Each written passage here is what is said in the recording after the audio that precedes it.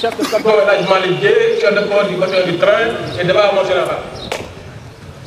Puisqu'il y a quelques mois, j'étais de passage ici et je vous avais promis que un des axes d'effort du commandement était de restaurer les capacités du bataillon du train.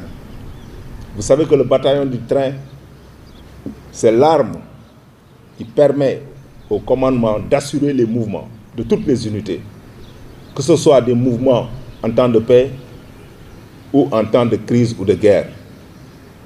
C'est aussi un bataillon qui joue un rôle très très important en soutien au service public, puisque beaucoup des missions de l'État et des autres départements ministériels sont exécutées par le bataillon du train.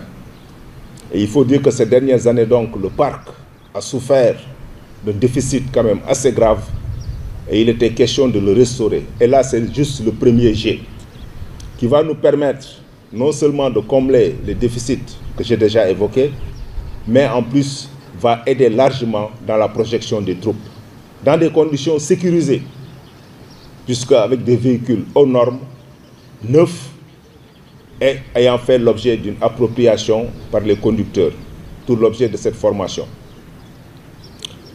Ce que je voudrais ajouter à l'encontre des militaires du bataillon du train, c'est que ce programme de transport sera complété bientôt par aussi la restauration des capacités de transport public en bus pour pouvoir assurer les prestations habituelles que nous faisons, comme l'enlèvement des contingents, le transport des écoles et d'autres structures. Donc en somme, c'est vraiment une occasion pour le bataillon du train de retrouver ses métiers. Et je sais que tous les tringlos aujourd'hui sont satisfaits de ce nouveau pas qui a été posé. Maintenant, la balle est dans votre camp. Je vous demande au cours de ce stage, qui va durer environ 3 semaines, de vous impliquer personnellement pour maîtriser le matériel qui a été mis à votre disposition, qui est un matériel cher, tiré de l'impôt de nos concitoyens. Et vous avez l'obligation de l'entretenir.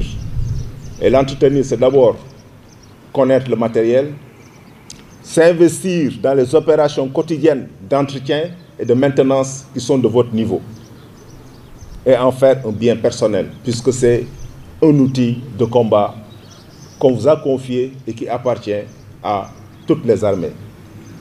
Comme je le disais tout à l'heure, vous êtes une arme de projection, et si vous restez sans moyen de projection, vous devez être les plus malheureux. Et si on vous donne l'occasion vraiment de vous exercer, d'exercer votre métier dans les meilleures conditions, vous êtes les premiers à devoir sauvegarder votre outil de travail.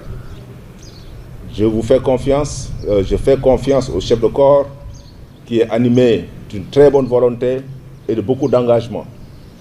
Et je lui assure de la disponibilité du commandement à l'accompagner dans la prise en compte de tous ces nouveaux challenges. Je vous souhaite un bon stage à tous et rendez-vous bientôt peut-être pour des exercices pratiques pour voir si tout ça a été bien assimilé.